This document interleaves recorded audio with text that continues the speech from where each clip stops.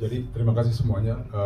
Cerita ini pertama dibawa oleh Evelyn sebagai penulis skrip, dan kita merangkul Coach Agus juga di sini, dan yang pengen kita bawa ini cerita yang sangat personal dan relevan banget, dan sesuatu yang dekat sekali dengan kenyataan keluarga Indonesia yang banyak kita lihat sekarang ya, banyak banget.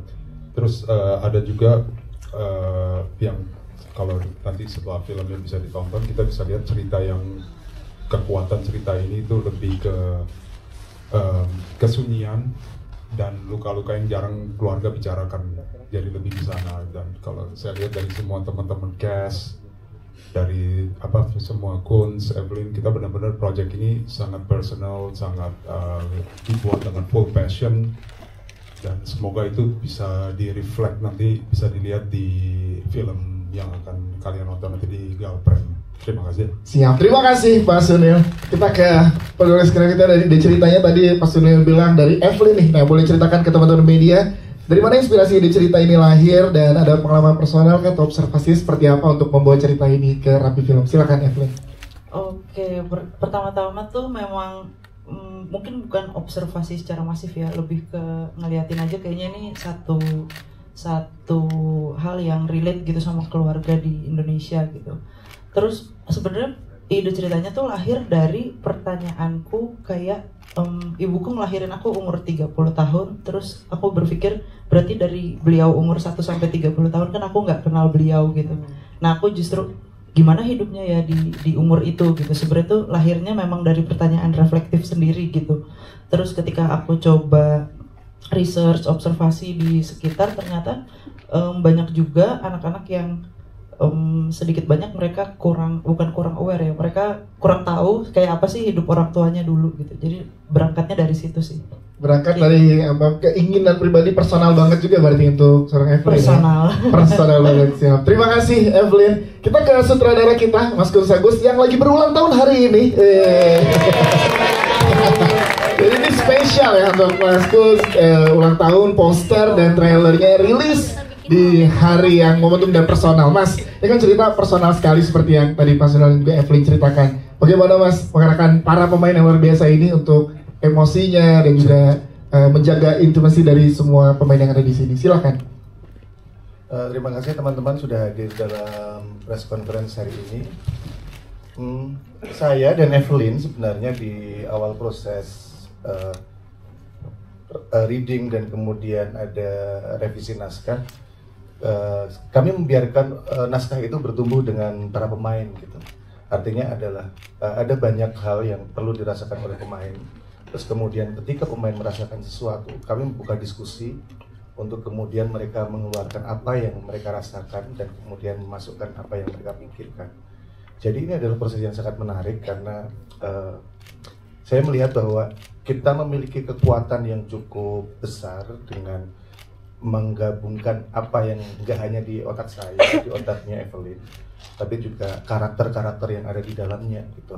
Dan terima kasih sekali Pak Sunil sudah menggabungkan cast yang terbaik ini sehingga pekerjaan saya jadi sangat mudah karena saya mendapatkan bantuan dari pemain-pemain yang terbaik untuk memerankan film ini.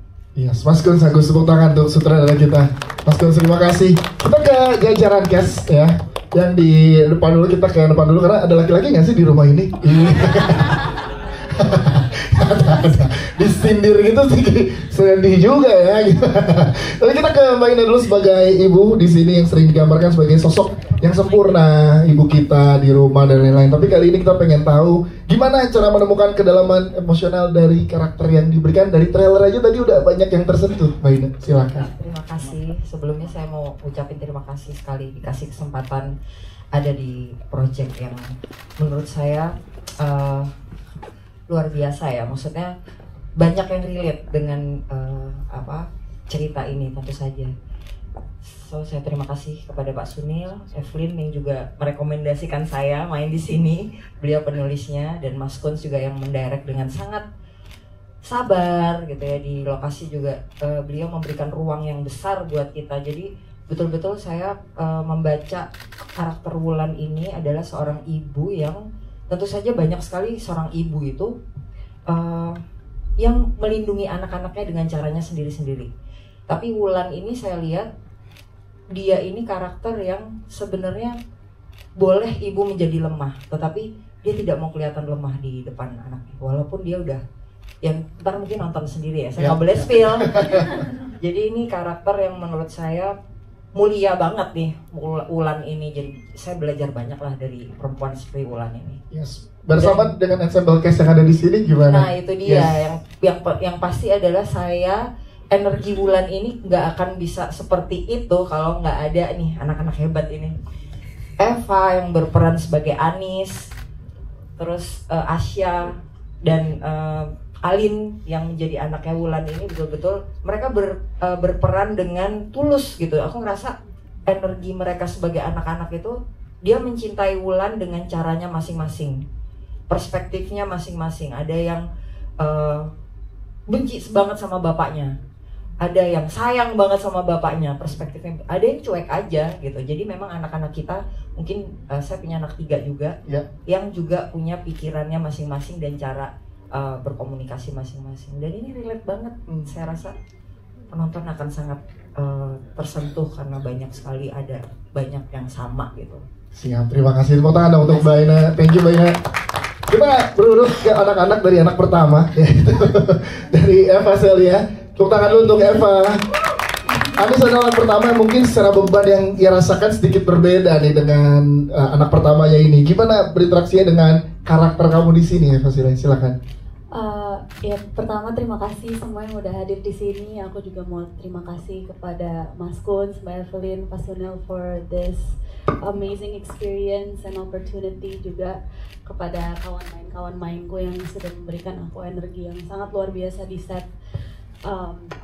Anis sebagai anak pertama itu ya tipikal anak pertama ya yang selalu ngerasa bahwa dia pingin kuat demi yang lain gitu. Dan sebagai anak yang pertama mungkin dia lah yang menyaksikan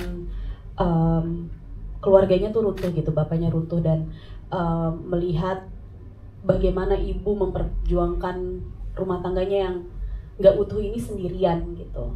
Dan karena itu dia jadi punya cangkang yang keras, dan dia ngerasa dia harus selalu nyimpen semuanya sendiri, sehingga itu bikin dia sangat eksklusif gitu. Dia sangat mencintai keluarganya, tapi dia nggak tahu cara menyampaikan cinta itu dengan cara yang lembut gitu. Tapi sebenarnya mungkin anak-anak pertama bisa sangat relate sama Anis gitu, karena in the end of the day dia bukan hanya menyimpan semuanya sendiri, tapi juga merasa bahwa dia yang bertanggung jawab atas beban emosional keluarganya gitu. Yes, dan seperti apa nanti dinamika anak pertama akan ditunjukkan oleh Eva Celia. Terima kasih Eva Celia. Kita ke Amanda Rose sebagai Alin yang di sini dinamikanya cukup berat karena gak cuma ke keluarga tapi juga ke pacarnya yang tadi di trailer kita lihat gitu ya. Nah, gimana penggambaran anak kedua menurut kamu untuk di karakternya di film ini? Amanda Rose, silakan. Aku mau bilang makasih banyak buat teman-teman media yang udah hadir pada hari ini, dan pastinya berterima kasih juga ke Pak Sunil, ke Mbak Evelyn, terus ke Mas Gus juga untuk opportunity ini. Senang banget bisa dipercaya untuk memerankan karakter Alin di sini gitu. Belajar banyak juga gitu dari Alin. Alin di sini anak kedua. Ada middle child syndrome juga ya gitu. Ada mirip juga dengan aku sebenarnya. Aku juga anak kedua aslinya. Dan aku ngerasa Alin itu karakternya sangat ambisius. Dia punya ambisi yang sangat tinggi. Dia sangat critical banget gitu. Tapi at the same time Alin itu punya hati yang sangat lembut. Dia punya empati yang sangat besar gitu. Makanya di sini dia pengen banget tahu masa lalu ibu itu seperti apa, karena dia orang yang sangat peka. Dia peka kalau ibunya itu tidak baik-baik aja. Dan sebagai anak tengah biasanya nggak tahu ya, ini kalau Amanda juga sama gitu, pengen semua tuh sebenarnya baik-baik aja, pengen semua tuh akur gitu, pengen jadi mediator gitu. Jadi dia menggali masa lalu ibu bukan untuk menyalahkan siapapun, bukan untuk menyalahkan ibu, bukan untuk menyalahkan ayah atau semacam itu, tapi dia justru pengen mengenal ibu lebih dalam gitu, pengen paham pilihan-pilihan hidup ibu gitu. Dan pastinya dengan munculnya Irfan dalam kehidupan Alin menambah pertimbangan yang cukup rumit gitu, karena Alin tidak mau mengulang kesalahannya ibu gitu. Jadi dia pengen kalaupun bocor, oke. Tahan dulu, yang bocor cukup atap rumah dulu tadi Iya, tapi di trailer ya. intinya seperti yang ada di trailer tadi gitu. Kalau pernikahan tuh nggak selalu bisa menjadi solusi masalah dalam keluarga. Yes. Terus kamu gimana ngobrol sama Eva dan Naila sebagai kakak adik kamu di sini? Bagaimana ngobrol? Iya, pada saat proses workshop dan juga reading. Kita ngobrol banget anaknya. Dari proses reading gitu, sangat terbuka, sangat kritis juga. Naila bantu aku untuk mencari sosok Alin gitu. Pokoknya aku ngerasa teman-teman cast yang ada di sini tuh beneran bantu aku untuk menghidupkan Alin dan juga menghidupkan ceritanya. Dan it was a very fun process. Apalagi Irfan juga sama. Aduh, kita selama reading tuh banyak banget diskusi sih. Siap, terima kasih Amal dan Ros, tepuk tangan dong. Thank you. Kita kayak Naila sebagai anak ketiga, kita pengen ceritakan juga gimana kamu yang bisa diceritakan tentang karakter Acha di sini. Boleh diceritakan ke teman-teman media, silakan. Iya, terima kasih. Sebenarnya terima kasih banyak buat teman-teman media udah hadir. Semoga suka sama poster dan trailernya. Terima kasih juga untuk Pak Sunil, untuk Om Kunz, KF, karena ini sangat pengalaman yang luar biasa buat aku. Acha ini kan anak ketiga, jadi dia bungsu, kebetulan juga sama ya kayak Naila. Aku ngerasa emang Acha ini karena dia anak terakhir, jadi banyak masalah-masalah di dalam keluarga yang dia nggak punya hak untuk bersuara. Dan itu pun yang aku rasa kayak sebagai jadi anak bungsu tuh banyak kayak momen-momen dimana sebenarnya aku juga punya pemikiran sendiri tapi nggak bisa bersuara karena bungsu, karena kamu masih kecil, kamu anak kecil. Padahal banyak di momen-momen tuh bungsu yang paling melihat gimana perasaan kakak-kakaknya, perasaan ibunya. Acha ini pendiam karena dia emang silent observer, jadi dia melihat semuanya, tapi dia diam, tapi dia sebenarnya peduli dan sayang banget sama semuanya. Cuman dia nggak tahu caranya untuk melakukan sesuatu karena semuanya tuh yang berjalan atas apa yang kakaknya atau ibunya lakukan. Acha jadi pengamat aja di dalam keluarga, padahal dia punya hati yang sangat besar dan peka juga sama apa yang terjadi. Yes, dan ini banyak yang mengalami itu juga ya sebagai anak bungsu ya berarti ya. Benar, banyak banget. Karena aku juga ada beberapa sifatnya Acha yang aku ambil dari diri aku sendiri. Kayak aku ngerasa banget kalau di rumah tuh ada momen-momen dimana aku sebenarnya punya pemikiran sendiri terhadap masalah itu, tapi aku nggak bisa bersuara. Karena memang ya rasanya salah aja untuk bersuara gitu. Wah, tepuk tangan dong untuk Naila, terima kasih. Dan diwakilkan di karakter Acha di sini ya. Iya, betul. Oke, kita ke Indian Akbar yang tadi disindir di trailer ya. Ditampar dengan kata-kata ya. Ini gimana pada saat prosesnya sebagai Irfan? Kita pengen tahu dong. Di sini tuh justru pemikiran apa sih yang dibawa oleh Irfan ke tengah-tengah keluarga ini? Silahkan. Oke. Assalamualaikum warahmatullahi wabarakatuh. Terima kasih sudah datang. Terima kasih Pak Sunil, Mbak Evelyn, Mas Kunz. Terima kasih atas kesempatannya. Saya berperan sebagai Irfan. Apa yang Irfan coba lakukan terhadap Alin adalah Irfan itu dari awal berusaha memberikan support system, menjadi cowok yang provider, akan selalu siap sedia untuk kamu, gitu. Karena dia akan menjadi pasangan saya, gitu. Alin akan menjadi pasangannya Irfan. Pacaran sudah lama, bertahun-tahun, 5 tahun sudah pacaran. Jadi ketika ada masalah di keluarganya, Irfan tuh merasa bahwa kalau kamu nikah sama saya, kamu seenggaknya jadi tanggung jawab saya. Cowok banget tuh gitu ya, bener ya, pemikiran cowok banget. Cowok banget. Tapi mungkin satu hal yang Irfan itu luput adalah menikah itu bukan solusi.